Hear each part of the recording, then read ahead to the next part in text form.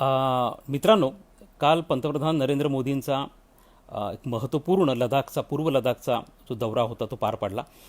या दौऱ्याची केवळ भारतातच नाही तर संपूर्ण जगामध्ये चर्चा झाली. हा दौरा अचानक ठरवण्यात आलेला होता. अर्थात अशा दौऱ्यांची माहिती ही पूर्वी दिली जात नाही, कारण ज्या पद्धतीचं सध्या वातावरण किंवा युद्धसदृश परिस्थिती ही भारत आणि चीनमध्ये आहे, सीमेवरचं वातावरण जे आहे ते अत्यंत तंग आहे, तणावपूर्ण आहे, कोणत्या क्षणी युद्धाची ठिणगी पडू शकते, अशा प्रकारचं हे वातावरण आहे. आणि अशा वातावरणामध्ये कधीही पूर्वसूचना देऊन अशा स्वरूपाचे दौरे हे केले जात नाहीत. त्यामुळे हा जो दौरा होता हा पूर्णपणे त्याच्याविषयीची गुप्तता ही पूर्णपणे बाळगली गेलेली होती. संपूर्ण भारताला देखील याची कल्पना नव्हती आणि अशा वेळेला हा दौरा पार पडला. या दौऱ्याचं सगळ्यात महत्त्वाचं वैशिष्ट्य म्हणजे पंतप्रधान नरेंद्र मोदींनी आपल्या सीमेवरच्या तिथल्या सैन्यांना ॲड्रेस केलं आणि हा जो ज्या पद्धतीने जो दौरा होता हा एक अत्यंत महत्त्वपूर्ण अशा स्वरूपाचा दौरा जो पार पडला असं आपल्याला म्हणावं लागेल. अर्थात या दौऱ्यांनी नेमकं काय साधलं हे फार महत्त्वाचं आहे. ह्या दौऱ्याचा जो टायमिंग आहे तो देखील फार महत्त्वाचा आहे. त्यामुळे ह्या तिन्ही दृष्टिकोनातून या दौऱ्याकडे बघावं लागणार आहे. या दौऱ्यातनं अनेक महत्त्वाचे संकेत मिळतात. आता नेमके हे काय संकेत आहेत आणि ह्या दौऱ्याने काय साधलं हे आपल्याला प्रामुख्याने समजून घेणं गरजेचं आहे. याच्यामध्ये काही तांत्रिक भाग देखील आहे, तो देखील भाग आपल्याला समजून घ्यावा लागणार आहे. या दौऱ्यातनं जो पहिला संकेत मिळतो आहे, जो अत्यंत महत्त्वाचा संकेत आहे, तो असा आहे की भारत आणि चीनच्या सीमेवरती जो सध्या वाद सुरू आहे, ज्याच्या अंतर्गत चीनने आपल्या हद्दीतल्या अनेक क्षेत्रांवरती, मग तो गलवान असेल, पेंगॉंग त्सो असेल, दिपसंग असेल, हॉट स्प्रिंग असेल, अशा अनेक क्षेत्रांवरती जो दावा सांगितलेला आहे आणि तिथनं कोणत्याही पद्धतीची माघार घेण्यासाठी ज्या पद्धतीने चीन तयार नाही आहे, अशा प्रसंगी हा जो वाद आहे हा इतक्या लवकर निवळणार नाही. हे त्याच्यातला पहिला महत्त्वाचा संकेत मिळतो आहे की it is going to have a long haul. म्हणजे हा जो संघर्ष आहे हा अजून दीर्घकाळ चालणार आहे, हा अजून बराच काळ चालणार आहे आणि हा याच्यात महत्त्वाचा संकेत मिळतो. त्यामुळे आपल्या संपूर्ण सैन्यांचं, तिथं जे आपले सैन्य आहे त्यांचं जे मोराल आहे हे मोराल कायम ठेवणं आणि त्यांना हे सांगणं की अख्खा देश तुमच्या पाठीशी आहे आणि पंतप्रधान तिथं जाणं म्हणजे 130 कोटी जनता तिथं जाणं असा याचा अर्थ होतो. त्यामुळे आपल्या सैन्यांच्या पाठीशी अख्खा भारत देश उभा आहे हे त्यांना सांगणं, हा मेसेज त्यांच्यापर्यंत पोहोचवणं हे अत्यंत गरजेचं होतं. आणि हा संघर्ष आता बराच काळ चालणार असल्यामुळे त्या संदर्भामध्ये आपलं जे धैर्य आहे हे कायम ठेवणं हा याच्या मागचा पहिला महत्त्वाचा संकेत होता, मेसेज होता जो द्यायचा होता. त्यामुळे याच्यातनं पहिला संकेत आपल्याला असं मिळतो आहे की भारत आणि चीन यांच्या सीमेवरती सुरू झालेला हा संघर्ष आहे हा आता बराच काळ चालणार आहे. त्यानंतर याच्यातला दुसरा महत्त्वाचा संकेत आपल्याला काय मिळतो आहे तो असा मिळतो आहे की आता यापूर्वी ज्या वेळेला भारत आणि चीनच्या सीमेवरती संघर्ष व्हायचा, ज्या वेळेला तर यापूर्वी अनेक वेळा झालेल्या, म्हणजे अनेकदा चीनकडनं अशा स्वरूपाची घुसखोरी ही भारतामध्ये झालेली आहे. आता मुद्दा असा येतो आहे की ज्या वेळेला अशा स्वरूपाचे संघर्ष झालेले होते त्या वेळेला जे लोकल लेवलचे अधिकारी आहेत, म्हणजे सीमेवरचे, ज्याला लोकल लेवलचे कमांडिंग ऑफिसर्स म्हणतात, त्यांच्यामध्ये चर्चा व्हायची आणि त्यांच्यामध्ये चर्चा होऊन हा जो प्रश्न आहे हा सोडवला जायचा. यापूर्वी अनेकदा अशा प्रकारच्या घुसखोरी झाल्या आणि हे घुसखोरी होण्यामागचं जे महत्त्वाचं कारण आहे ते कारण आपण लक्षात घ्या. याचं कारण असं आहे की भारत चीनची सीमारेषा आणि भारत पाकिस्तानची सीमारेषा याच्यामध्ये एक महत्त्वाचा तांत्रिक भेद आहे, फरक आहे. हा प्रथम आपण लक्षात घ्या. भारत आणि पाकिस्तानमध्ये जी सीमारेषा आहे तिला LOC असं म्हणतात, लाईन ऑफ कंट्रोल असं म्हणतात, आणि भारत आणि चीनमधली जी सीमारेषा आहे त्याला LAC, त्याला लाईन ऑफ ॲक्च्युअल कंट्रोल असं म्हणतात. आता याला LOC का म्हणतात आणि याला LAC का म्हणतात हा एक तांत्रिक भाग आहे, तो प्रथम आपण समजून घ्या. जो भारत आणि पाकिस्तानमधली जी LOC आहे, जी पाकव्याप्त काश्मीर, जी काश्मीरमधनं जाते आणि ज्याच्यामधनं आपल्याकडचं काश्मीर आणि पाकव्याप्त काश्मीर याच्यामध्ये डिव्हिजन होती, या संदर्भामध्ये भारत आणि पाकिस्तानमध्ये अनेक करार झालेले आहेत आणि या करारांच्या अंतर्गत एक प्रकारचं त्याला मान्यता मिळालेली, ती जी LOC आहे त्यामुळे ती बऱ्यापैकी फिक्स असल्यासारखं आहे. परंतु LACच्या बाबतीमध्ये मात्र तो प्रकार नाहीये. LACच्या बाबतीमध्ये जो भाग आहे की याच्यामध्ये अनेक ठिकाणी असा वाद आहे की त्याच्यामध्ये भारताचा सीमेकडे बघण्याचा दृष्टिकोन आणि चीनचा सीमेकडे बघण्याचा दृष्टिकोन याच्यामध्ये भिन्नता आहे आणि म्हणूनच त्याला लाईन ऑफ ऍक्च्युअल कंट्रोल असं म्हटलेलं आहे. लाईन ऑफ एक्झिस्टिंग कंट्रोल असा देखील शब्द तिथं नाहीये. आणि त्यामुळे आपण असं पाहतो की भारत आणि चीनची जी सीमारेषा आहे जी 3800 किलोमीटरची सीमारेषा आहे आणि विशेष करून लडाखमध्ये असा अनेक पर्वतीय क्षेत्र आहेत की ज्यामध्ये डिफरन्स ऑफ परसेप्शन आहेत. म्हणजे दोघांकडे पण याच्याकडे बघण्याचा जो मतभेद आहे तो प्रकर्षाने आपल्याला पूर्व लडाखमध्ये दिसून येतो. परंतु यापूर्वी ज्या वेळेला अशा प्रकारचे संघर्ष झाले, अनेकदा चीन घुसखोरी करून आपल्या क्षेत्रामध्ये यायचा, त्या वेळेला आपण लोकल लेवलचे जे अधिकारी आहेत त्यांच्यामध्ये चर्चा व्हायच्या. 2013 मध्ये अशाच प्रकारचा संघर्ष झाला होता आणि त्यावेळेला देखील लोकल लेवलचे जे कमांडिंग ऑफिसर्स ते परस्परांशी चर्चा करायचे आणि हा संघर्ष सुटला जायचा. परंतु आता जो सध्या पूर्व लडाखमध्ये जो संघर्ष चालू आहे याच्या बाबतीमध्ये एक अत्यंत महत्वाची बाब आहे की आता हा संघर्ष स्थानिक पातळीवरती सुटणार नाही. या संदर्भामध्ये लष्करी अधिकारी पातळीवरती 3 चर्चेचे राऊंड झालेले आहेत, फेऱ्या झालेल्या आहेत. त्यापैकी पहिला 6 जूनला झाला जो अत्यंत महत्वपूर्ण अशा स्वरूपाची जी फेरी होती. त्यानंतर 22 जूनला एक महत्वाची फेरी त्याच्यामध्ये पार पडली आणि नुकतीच तिसरी देखील फेरी झालेली आहे. त्यामुळे चर्चेच्या 3 फेऱ्या झाल्यात. त्यातली एक फेरी ही कमांडिंग ऑफिसरच्या लेवलची फेरी होती. त्यानंतरची जी फेरी झाली ती लेफ्टनंट जनरलच्या पातळीवरची देखील फेरी झालेली होती. आणि त्याचबरोबर डिप्लोमॅटिक लेवलला म्हणजे राजनैतिक पातळीवरती देखील चर्चा ही दोन्ही देशांदरम्यान चालू आहे. नुकतंच भारताचे परराष्ट्र मंत्री जयशंकर आणि चीनचे परराष्ट्र मंत्री वँग यी यांच्यामध्ये देखील एक महत्त्वपूर्ण चर्चा झाली आणि यामध्ये रशियाने देखील मध्यस्थी केलेली होती. त्यामुळे राजनैतिक पातळीवरच्या चर्चा चालू आहेत, त्याचप्रमाणे लष्करी अधिकारी पातळीवरच्या चर्चा चालू आहेत. परंतु असं असतानाही चीनकडनं डिसएंगेजमेंट म्हणजे तिथनं सैन्य माघारी घेण्याची कोणतीही प्रक्रिया ही सुरू होत नाहीये. या उलट चीन नवे नवे दावे करतो आहे, हा भूभाग आमचा आहे, तो भूभाग आमचा आहे.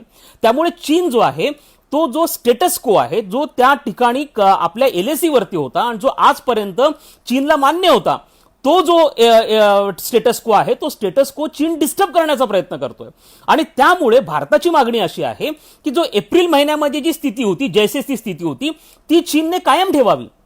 ते करायला चीन तयार नाहीये आणि उलट चीन नवीन नवीन दावे करायला लागलेला आहे. आणि त्यामुळे असं दिसून येतं आहे की आता हा संघर्ष स्थानिक पातळीवरचा संघर्ष राहिलेला नाहीये, तर याच्यामध्ये आता सर्वोच्च राजकीय नेतृत्वाला इन्व्हॉल्व्ह व्हावं लागणार आहे. आणि मोदींची जी भेट होती ही हे दर्शवती की आता यामध्ये पंतप्रधान मोदी आणि चीनकडनं शी जिनपिंग यांच्यामधली चर्चा ही आता महत्वाची राहणार आहे आणि त्याचे एक पद्धतीचा संकेत या भेटीतनं पंतप्रधानांनी दिला आहे असं आपल्याला म्हणावं लागेल. त्यामुळे आता हा वाद सर्वोच्च पॉलिटिकल एक्झिक्युटिव्ह लेवलला सुटणार आहे. हा वाद आता लोकल लेवलच्या चर्चेमधनं सुटणार नाही. हा दुसरा महत्वाचा संकेत त्याच्यातनं दिसतो. तिसरी महत्वाची जी बाब आहे ती देखील अत्यंत महत्वाची आहे आणि ती म्हणजे पंतप्रधान मोदींनी ज्या पद्धतीचं तिथं सैन्यांना ऍड्रेस करताना अप्रत्यक्षपणे आपण चीनला जे आव्हान दिलं किंवा चीनच्या धोरणावरती ज्या पद्धतीने टीका केली तो भाग अत्यंत महत्वाचा होता, ज्यामध्ये त्यांनी काही गोष्टी फार महत्वाच्या स्पष्ट केल्या आणि तो म्हणजे विकासवाद आणि विस्तारवाद. हा जो विस्तारवाद आहे जो आता चीनच्या परराष्ट्र धोरणाचं हे महत्वाचं उद्दिष्ट आहे, महत्वाचं वैशिष्ट्य आहे. आणि सध्या शी जिनपिंग जे चीनचे राष्ट्राध्यक्ष आहेत हे त्यांच्या पूर्वीच्या राष्ट्राध्यक्षांपेक्षा पूर्णपणे वेगळे आहेत. हे अत्यंत महत्वाकांक्षी आहेत. यांच्या हातामध्ये चीनची सगळी सत्ता एकवटलेली आहे आणि त्यांना कोणत्याही परिस्थितीमध्ये स्वतःचं अस्तित्व हे सिद्ध करायचंय चीनमध्ये. कारण कोरोनाच्या प्रश्नावरनं त्यांच्या विरोधामध्ये चीनमध्ये खूप मोठा असंतोष निर्माण झालेला आहे. चीनच्या अर्थव्यवस्थेला कोरोनाचा फटका बसलेला आहे. अनेक कंपन्या चीनमधनं बाहेर जात आहेत. चीनी मालावरती बहिष्कार टाकण्याच्या मागण्या जगभरातनं वाढायला लागलेल्या आहेत. अमेरिका आणि युरोपियन देशांनी चीनच्या विरुद्ध स्टँड घ्यायला सुरुवात केली आहे. जपान, ऑस्ट्रेलियाने स्टँड घ्यायला सुरुवात केलेली आहे. त्यामुळे शी जिनपिंग यांच्या विरोधातला असंतोष हा चीनमध्ये वाढतो आहे आणि त्याचा सामना करण्यासाठी शी जिनपिंग यांना कुठेतरी आपली ताकद दाखवणं गरजेचं आहे. त्यामुळे ते जाणीवपूर्वक सार्वभौमत्वाचे विषय, सीमावादाचे विषय हे उकरून काढायला लागलेले आहेत. आणि सर्वात महत्वाचं म्हणजे जे ॲडॉल्फ हिटलरनी दुसऱ्या महायुद्धामध्ये केलेलं होतं त्याच चुका ह्या शी जिनपिंग करता आहेत. त्यामुळे शी जिनपिंग हे 21व्या शतकातले ॲडॉल्फ हिटलर आहेत असं आपल्याला म्हणायला सुद्धा आपण म्हणजे त्याच्यामध्ये ही कंपॅरिझन जी आहे, ही तुलना जी आहे, ही शक्य आहे. कारण दुसऱ्या महायुद्धाच्या वेळेला ॲडॉल्फ हिटलरनी अनेक देशांच्या विरुद्ध अनेक फ्रंट्स ओपन केलेल्या होत्या. तसाच प्रकार आज शी जिनपिंग करत आहेत. शी जिनपिंग तैवानच्या विरुद्ध भांडतायत, हाँगकाँगच्या विरुद्ध भांडतायत, दक्षिण चीन समुद्रामध्ये मलेशिया असेल, फिलिपाईन्स असेल, व्हिएतनाम असेल, यांच्याबरोबर त्यांचा वाद चालू आहे, जपान बरोबर त्यांचा सीमा वाद चालू आहे. त्यामुळे शी जिनपिंग यांनी अनेक फ्रंट्स ओपन केलेले आहेत.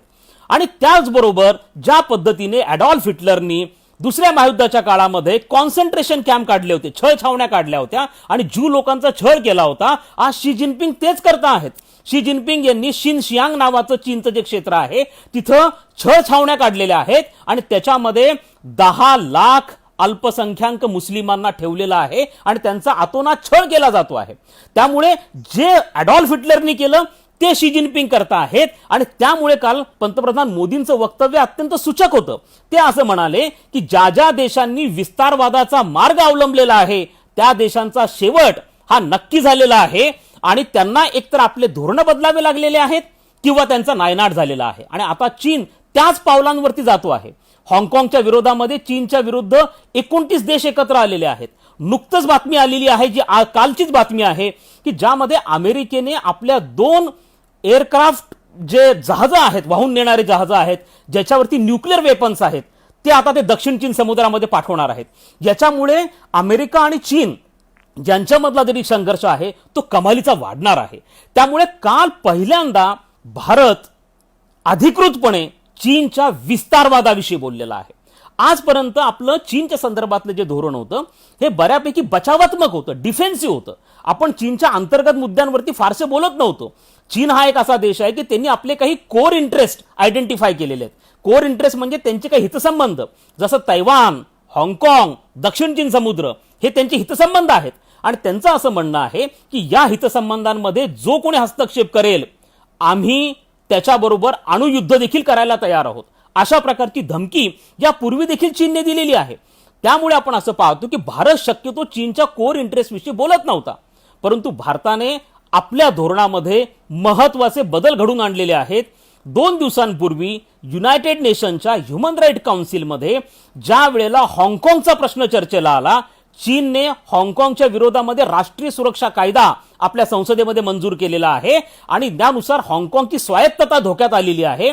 या प्रश्नाविषयी भारत युनायटेड नेशनच्या ह्युमन राईट काउन्सिलमध्ये उघडपणे बोलला आणि भारताने सांगितलं की चीनचं हाँगकाँग संदर्भातलं धोरण हे चुकीचं आहे. हाँगकाँगच्या जनतेच्या भावना चीनने लक्षात घेतल्या पाहिजेत. अशा प्रकारचं चीनच्या अंतर्गत मुद्द्यांवरचं भारताचं वक्तव्य हे पहिल्यांदा आलेलं आहे. आणि त्यानंतर काल पंतप्रधान मोदी हे चीनच्या विस्तारवादाविषयी बोललेले आहेत. आणि त्यामुळे आपल्याला ही गोष्ट याच्यातनं स्पष्ट होते आहे की भारताने चीन संदर्भातल्या आपल्या धोरणांमध्ये गुणात्मक बदल घडून आणलेला आहे. आणि हा गुणात्मक बदल अत्यंत गरजेचा होता, कारण चीन हा धोकादायक देश आहे. चीन हा बिट्रेल करणारा, ब्रीच ऑफ ट्रस्ट करणारा, पाठीत खंजर घालणारा देश आहे. कारण या चीनने 6 जूनला जेव्हा लेफ्टनंट जनरल लेवलची बैठक झाली, त्या बैठकीमध्ये ह्या चीनने सांगितलं की आम्ही 1 किलोमीटर सैन्य मागे घेण्यासाठी तयार आहोत. आणि असं असताना ज्या वेळेला आपले संतोष बाबू ते सैन्य त्यांनी मागे घेतलं की नाही हे बघण्यासाठी गलवानमध्ये जातात, जेव्हा तिथं त्यांनी जे ऑब्झर्वेशन पोस्ट तयार करतात, चीनने केलेली आहे ती उद्ध्वस्त करण्याचा प्रयत्न करतात, त्यावेळी चीनकडनं त्यांच्याकडे भ्याड हल्ला होतो. चीनकडनं हा युद्ध गुन्हा झालेला आहे. जेव्हा चर्चा चाललेली आहे, बोलणी चाललेली आहे, एक पद्धतीचा तह चाललेला आहे, असं करत असताना हल्ला करणं हा एक पद्धतीचा युद्ध नियमांचा भंग आहे. चीनने युद्ध गुन्हा केलेला आहे. यापूर्वी पंतप्रधान मोदी आणि शी जिनपिंग 19 वेळा भेटले. पंतप्रधान स्वतः चीनमध्ये 4 वेळा जाऊन आलेले आहेत. फार मोठ्या प्रमाणावरती त्यांनी आपलं कॅपिटल इन्व्हेस्टमेंट म्हणजे फार मोठ्या प्रमाणावर गुंतवणूक चीन बरोबर मैत्री करण्यासाठी केलेली होती. परंतु त्याच्या बदल्यात आम्हाला काय मिळालं? आम्हाला चीनकडनं फक्त आणि फक्त धोका मिळालेला आहे.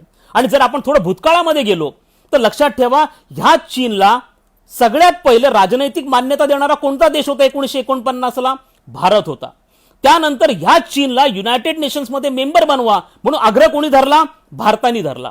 त्याच नंतर या चीनला युनायटेड नेशनच्या सिक्युरिटी काउन्सिलमध्ये कायम सदस्य बनवून घ्या. खरं तर हे सिक्युरिटी काउन्सिलचं कायम सदस्यत्व भारताला देण्याची तयारी ही अमेरिकेने केलेली होती, परंतु आपण सांगितलं की नको, आम्हाला नको, तुम्ही ते चीनला द्या.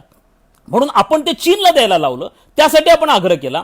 ह्या चीनला विश्व व्यापार संघटनेमध्ये कोणी घ्यायला तयार नव्हतं. भारताने आग्रह केला की त्यांना विश्व व्यापार संघटनेमध्ये घ्या. भारत हा सातत्याने चीनविषयी अत्यंत औदार्याची भूमिका ठेवत आलेला आहे, परंतु त्याच्या बदल्यामध्ये भारताला काय मिळालं आहे? भारताला केवळ धोका मिळालेला आहे. भारताला चीनकडनं केवळ त्रास मिळालेला आहे. आणि ह्या चीनची एक रणनीती आहे जी त्यांची प्राचीन काळापासून चालत आलेली रणनीती आहे की यामध्ये धोकादाडीला फार महत्व आहे. आणि आज शी जिनपिंग जे करता आहेत ती ह्याच पद्धतीची धोकादाडी आहे. त्यांनी ज्या पद्धतीची घुसखोरी केलेली आहे आणि चोराच्या उलट्या बोंबा अशा पद्धतीने भारताने घुसखोरी केलेली आहे, भारत संघर्ष करतो आहे, अशा प्रकारचं वक्तव्य हे शी जिनपिंगकडनं येतं आहे, जे अत्यंत चुकीचं आहे. आणि त्यामुळेच भारताने आपलं चीन संदर्भातलं जे धोरण आहे ते आता पूर्णपणे बदललेलं आहे. आणि आता आपण चीनला जशाच तसं उत्तर द्यायला तयार झालेलो आहोत. या मोदींच्या दौऱ्यामागनं आपण चीनला एक क्रिस्टल क्लिअर मेसेज दिलेला आहे. आणि तो मेसेज असा आहे की आता आम्ही तुमच्याशी लष्करी पातळीवरती दोन हात करण्यासाठी पूर्णपणे तयार आहोत.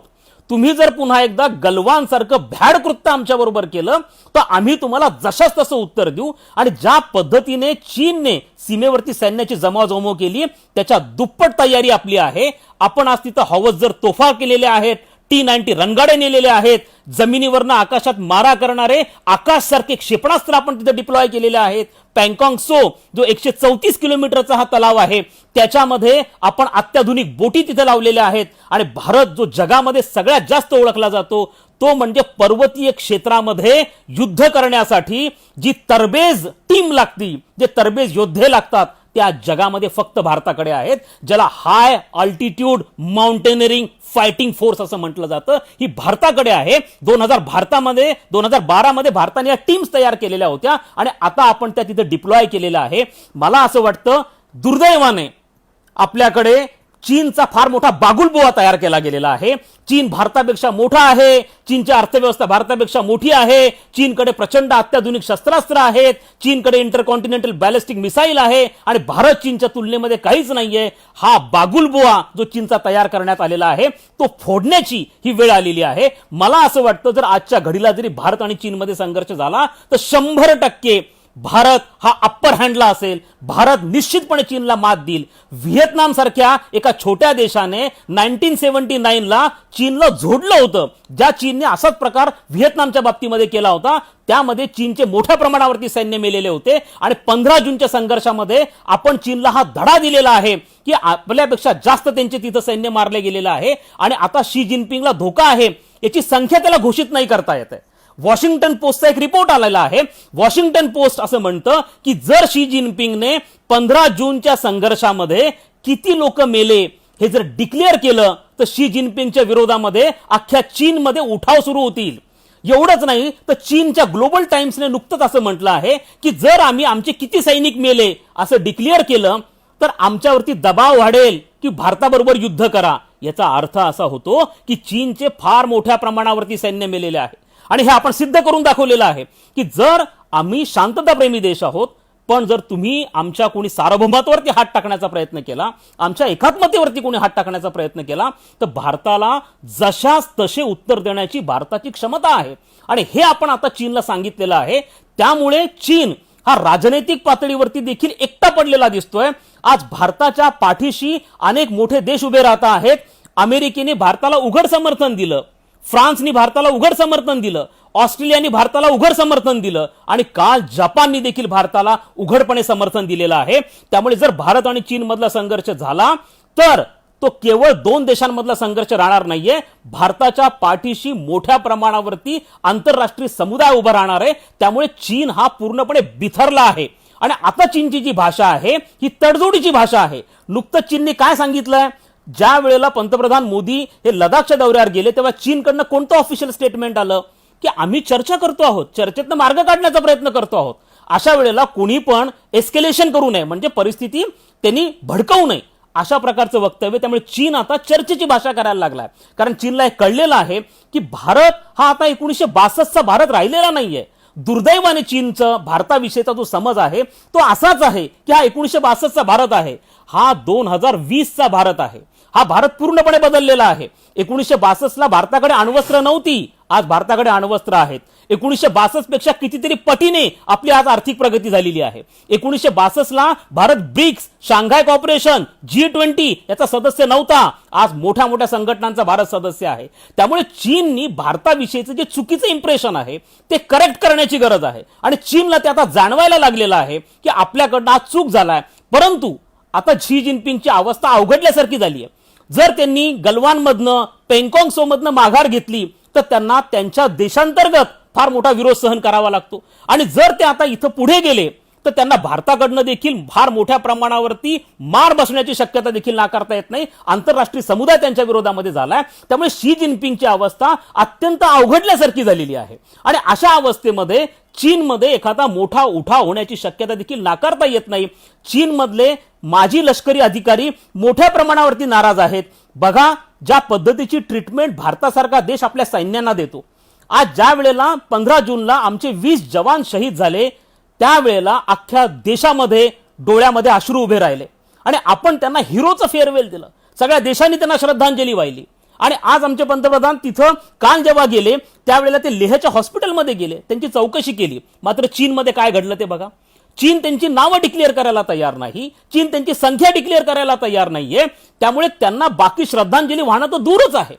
त्यामुळे आज चीनचे माजी सैनिक देखील भारताबरोबर तुलना करायला लागलेत. भारतासारखा देश आपल्या सैन्यांना किती रिस्पेक्ट देतो, किती मान सन्मान देतो, त्या मानाने चीनमध्ये तो प्रकार नाही आहे आणि म्हणून चीनमध्ये असंतोष हा आता हळूहळू धार धरायला लागलेला आहे. आपल्याला वेट अँड वॉच पॉलिसी ठेवावी लागणार आहे. मला असं वाटतं की चीनने जो प्रकार पूर्व लडाखमध्ये केलेला आहे ही चीनची घोडचूक आहे. त्यांना असं वाटलं की ते अनेक फ्रंट ओपन करतील, परंतु ज्या पद्धतीने आता आंतरराष्ट्रीय समुदाय हा चीनच्या विरुद्ध एकत्र झालेला आहे, मला असं वाटतं की तो राजनैतिक पातळीवरचा आपला विजय आहे. आणि दुसरं महत्वाचं म्हणजे आता मुख्य मुद्दा तयार होतो की भारत आणि चीन यांच्यामध्ये खरंच युद्ध होईल का. तर असं युद्ध होण्याची शक्यता यासाठी नाकारता येणार नाही की चीन असा प्रकार करणारच नाही, कारण ते चीनला परवडणारं नाहीये. कारण जर असा प्रकार घडला तर निश्चितपणे तैवान असेल, व्हिएतनाम असेल, इंडोनेशिया असेल, दक्षिण चीन समुद्रातला वाद हा उफाळून पुढे येण्याची शक्यता नाकारता येत नाही. त्यामुळे चीन अशा प्रकारचं धाडस करणार नाही. मग चीन काय करू शकतो तर हा चीन तणाव कायम ठेवू शकतो आणि तो कसं ठेवेल. नुकतंच म्हणजे कालच चीनच्या परराष्ट्र मंत्र्यांनी पाकिस्तानच्या परराष्ट्र मंत्र्यांबरोबर चर्चा केली आणि त्यांना सांगितलं की आपण दोघांनी एकत्र आलं पाहिजे. त्यामुळे चीन काय करेल तर चीन पाकिस्तानच्या माध्यमातून LOC वरती कुरघोड्या करायला लागेल. नुकतंच चीनने जी पाकिस्तानमधली कुविख्यात दहशतवादी संघटना अल बद्र, या अल बद्र बरोबर चीनने ऑफिशियल टॉक्स केले. आता नेमकं त्यांच्यात काय ठरलं असेल, हेच ठरलं असेल की काश्मीरमध्ये तुम्ही अस्थिरता निर्माण करण्याचा प्रयत्न करा. त्यामुळे चीन करून करून काय करू शकतो तर चीन अशा पद्धतीच्या कुरघोड्या करू शकतो, परंतु चीन निश्चितपणे भारताबरोबर युद्धाचं धाडस करणार नाही. आणि मला असं वाटतं की आपण ज्या पद्धतीने मोर्चे बांधणी केलेली आहे ते आपलं नक्कीच यश आहे. आणि मोदींच्या या लडाखमधल्या भेटीतनं आपण चीनला एक अत्यंत कडक सज्जड मेसेज देण्यामध्ये यशस्वी ठरलेलो आहोत की जर तुम्ही परत कुरघोडी करताल तर आम्ही तुमच्याशी सर्व पद्धतीने दोन हात करण्यासाठी तयार आहोत. अख्खा देश आमच्या सैन्याच्या पाठीशी उभा राहिलेला आहे. त्यामुळे चीननी कोणतीही कुरघोडी करताना, गलवानसारखं कृत्य करताना पुन्हा एकदा पुनर्विचार केला पाहिजे. हाच मेसेज या भेटीमधनं आपण चीनला देण्यामध्ये यशस्वी ठरलो आहोत असं मला वाटतं. धन्यवाद.